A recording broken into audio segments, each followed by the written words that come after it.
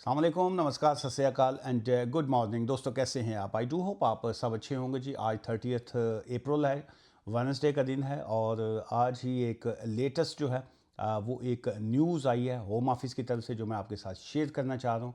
और ये authentic news है और ये जो है ein.org.uk जो है उनकी वेबसाइट के ऊपर भी आप फुल डिटेल्स उसकी पढ़ सकते हैं। सो आज की ये जो अपडेट है वो देने से पहले मैं आपको बताता जाऊँ, टुमारो जो है थर्सडे 1 मई है और उसके बाद फ्राइडे 2 जो है 2 दिन जो है वो मैं 2 डेज़ बर्मिंघम में हूँगा। अगर आप मुझसे वहाँ पे मिलना चाहते हो तो आज जो है शाम 5:30 PM से पहले जो है आप अपनी अपॉइंटमेंट जो है फॉर बर्मिंघम ऑफिस जो है वो आप बुक कर सकते हैं जी।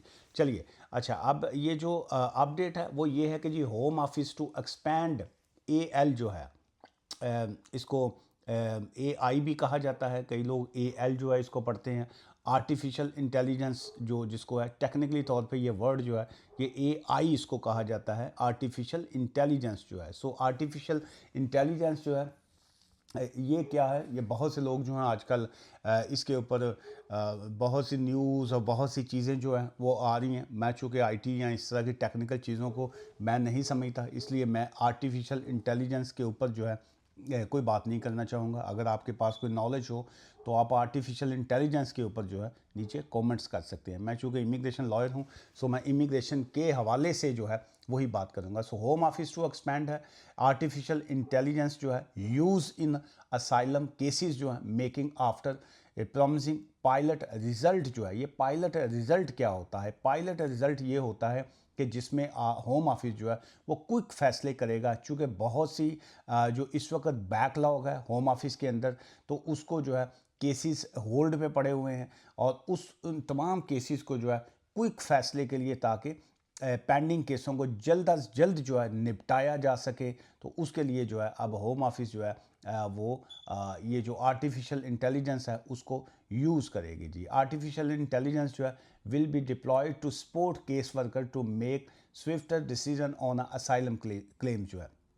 सो ये जो आर्टिफिशियल इंटेलिजेंस है ये केस वर्कर्स को मदद देगी। अब ये किस तरीके से आर्टिफिशियल इंटेलिजेंस क्या करेगी, ये क्या है, मैं उस बारे में जो है मैं ख़ुद भी क्यूरियस होऊंगा कि वो किस तरीके से जो है आर्टिफिशियल इंटेलिजेंस जो है वो केसेस को डील करेगी। क्या ये सारा इलेक्ट्रॉनिक कंप्यूटराइज सिस्टम के ज़रिए जो है इसको करेंगे, क्या एविडेंस को किस तरीके से देखा जाएगा, ये एक डिबेट है। जो अब जो अपडेट्स उसके बारे में आएंगी, लॉयर्स दोस्त या ग्रुप्स जो हैं ये इस पे जो भी बातें किया करेंगे मैं आपके साथ ऐसे ही शेयर किया करूँगा। The home office announced yesterday that artificial intelligence will be rolled out across asylum process to help speed up फैसले जो है, ताकि केसेस को स्पीड अप जो है वो किया जाए। प्रेस रिलीज जो है ये होम ऑफिस ने इसकी जारी की है जी। प्रेस रिलीज स्टेटेड ब्रीफली कि artificial intelligence will be deployed to support case worker to make जो है केसेस को क्लेम जो है preventing asylum seekers from being stuck in a limbo at the tax payer expenses. कि जी के चूँकि टैक्स पेयर की इनकम की टैक्स पेयर जो हैं वो कहते हैं कि जी के हमारे पैसों की वजह से जो है या टैक्स की जो आता है उसको असाइलम सीकर्स के ऊपर जो है वो ख़र्च कर दिया जाता है, और वो होटल्स में स्टे करें या ये माइग्रेंट हेल्प की एकोमोडेशन पे ठहरें या इनको जो एसपिन कार्ड के थ्रू जो पेमेंट्स दी जाती हैं उसकी बात करें, वो किसी भी एंगल में जो है वो ये है कि जी ये टैक्स पेयर के पैसे हैं जो कि असाइलम सीकर्स पे खर्च होते हैं। सो उसको किस तरीके से क्विकली अगर केसेस के फैसले होंगे तो ऑब्वियसली कोई भी शख्स जो है अगर वो माइग्रेंट हेल्प या इनकी जो असाइलम सीकर्स की सपोर्ट की अकोमोडेशन में रहते हैं या उनको जो बेनिफिट्स दिए जाते हैं, अगर किसी शख्स का केस रिफ्यूज़ हो जाता है और उसके पास जो है कोई केस उसका बचता नहीं है, तो ऑब्वियसली उनकी जो ये बेनिफिट्स जो हैं वो उसके बंद हो जाएंगे। सो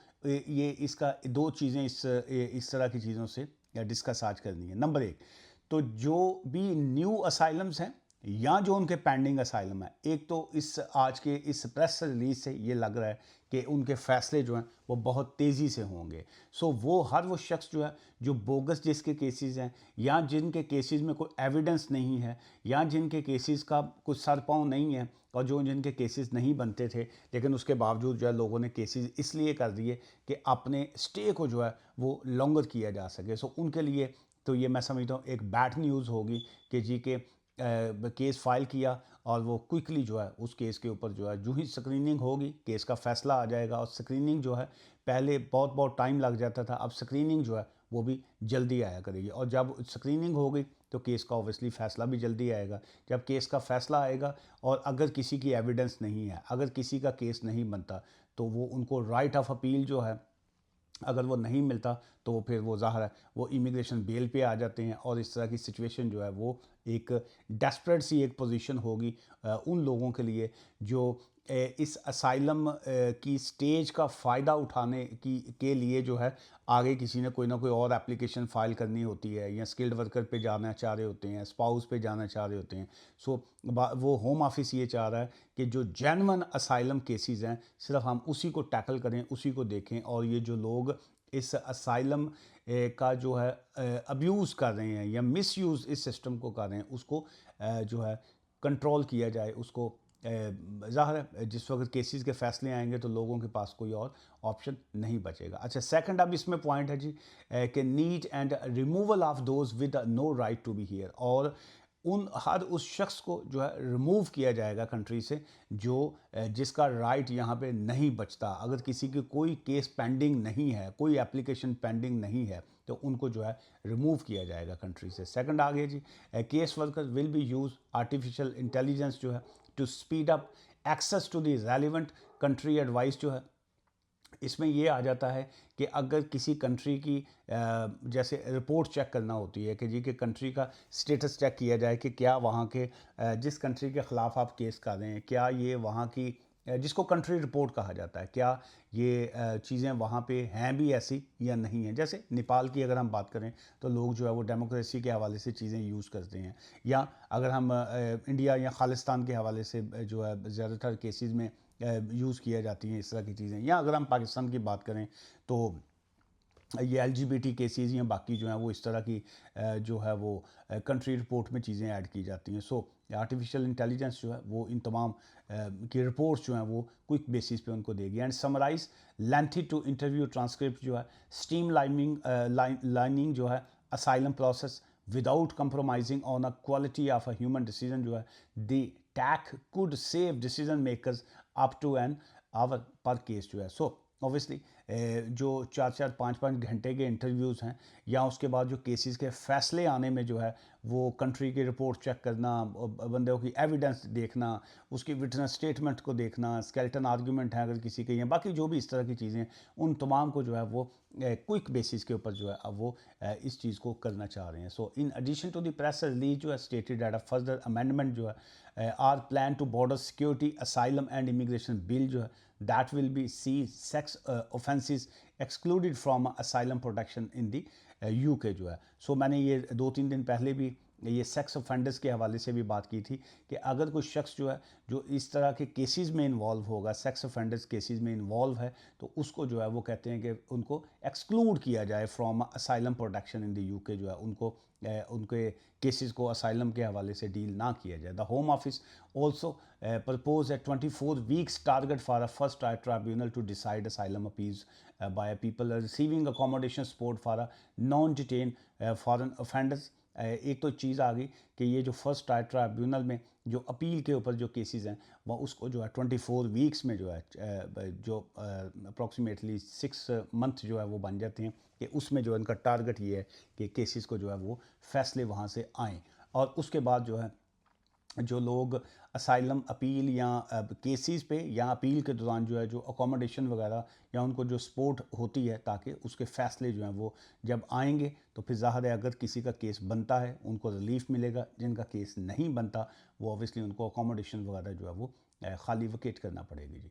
अच्छा, फिर उसके बाद आ जाता है जी and appeals take a nearly 50 weeks on average जो है। सो इस वक्त की अगर हम बात करें तो एवरेज जो है 50 वीक्स जो है वो लग जाते हैं। इसको आप कह सकते हैं कि रफली 1 साल प्लस 13-14 मंथ्स जो है, ये 1 ईयर के आसपास जो है, लेकिन अब जो है उसको टाइम उसका शॉर्ट करके जो है उसको 24 वीक्स तक जो है लेके जाया जाएगा। The change aims to be reduce delays जो है, और ये चेंज का मकसद ये है कि ये जितना डिले है केसेस में जो है उसको कट किया जाए। कट अकोमोडेशन कॉस्ट एंड और जो डिपोटेशन है, जो रिमूवल है यूके से, उसको वो कह रहे हैं कि जी एक्सीलरेट किया जाएगा, इसको तेज़ किया जाएगा ताकि रिमूवल ज़्यादा से ज़्यादा की जाए, डिपोटेशन जो है डिपोर्ट करना जो है उसको ज़्यादा से ज़्यादा किया जाए। और ये जो चीज़ें हैं, ये यस्टरडे की जो अपडेट्स हैं जो होम ऑफिस ने अपनी प्रेस रिलीज़ में बाकायदा जो है इसको शाया किया है। फिर उसके बाद फर्दर ये आ जाता है कि द होम ऑफिस जो है जो ये क्या है, टू एआई जो है, आर्टिफिशियल इंटेलिजेंस टूल जो है, द असाइलम केस के हवाले से आ गया कि उसको एसीएस का नाम दिया गया जी, एसीएस टूल जो है, ताकि वो इस तरह के केसेस को जो है वो समराइज़ किया जा सके। फिर उसके बाद आ गया असाइलम इंटरव्यू जो है, असाइलम के फिर जो आपके डॉक्यूमेंट्स जो हैं, जो एविडेंस जो हैं, and the asylum policy research जो है, जो एपीएस टूल जो है, एक ये आ गया ACS, and the second is a APS जो है, असाइलम पॉलिसी रिसर्च जो है tool, and artificial assistant that retrieves and summarise जो है कंट्री पॉलिसी इंफॉर्मेशन जो है। सो उनकी बेस के ऊपर जो है वो इसको अब फाइनलाइज चीज़ें जो है वो करने को रेडी हैं जी। एवरेज जो है आफ्टर 23 मिनट्स पर case by a stream line जो है, बाय अ रिव्यू इंटरव्यू। सो इसमें बहुत सी चीज़ें जो है मैं ये समझता हूँ कि शायद उसके ऊपर क्रिटिसिज्म जो है वो आएगा कि क्या ऐसा मुमकिन है कि अगर कोई शख्स जो है वो असाइलम क्लेम करता है और उसको जो है उसको प्रॉपर सुने बगैर, या उसकी एविडेंस को जो है वो प्रॉपरली देखे बगैर अगर केसेस का फ़ैसला आता है, और अगर उनको अपील के ऊपर भी जल्दी से जल्दी फ़ैसले आते हैं और इस तरह की चीज़ें होती हैं, तो शायद जो है ये ह्यूमन राइट्स लॉज की अगर हम बात करें तो वो वायलेशन में भी आएगा। सो क्या इस तरह के एक्ट से जो है कंट्रोल आएगा सिस्टम में, या इस तरह की जो फर्दर लिटिगेशन जो है वो बढ़ती है? अब देखते हैं आगे क्या होता है, क्योंकि अगर इस तरह की चीज़ें में क्विक फैसले आएंगे और उसमें एविडेंस या बाकी चीज़ों को गौर नहीं किया जाएगा और जल्दी फैसले आएंगे, तो क्या ह्यूमन राइट्स के क्लेम्स जो हैं वो बढ़ेंगे, और उसमें ये है कि इस तरह की जो वायलेशन है, एरर ऑफ लॉ है, या इस तरह की चीज़ों को जो है वो चैलेंज किया जाएगा। Let's see. लेकिन होप फॉर दी बेस्ट जो है, पॉजिटिव सोचना चाहिए कि होम ऑफिस जो है वो जिन लोगों के इश्यूज़ हैं, जिन लोगों को रिस्क है, जिन लोगों की इस तरह की चीज़ें जेन्युइन हैं, उनको मैं समझता हूँ कि रिलीफ देना चाहिए, ना कि उनके क्विक फैसले करके वो बिल्कुल ही जो है वो चीज़ों से आउट हों। आज की इस वीडियो से मुझे इजाज़त दीजिएगा, और यहाँ पे मैं आपको लीगल एडवाइस नहीं कर रहा हूँ, is just a information, news and मेरी अपनी पर्सनल ओपिनियन है। दुआ में याद रखिएगा जी। Take care, bye for now.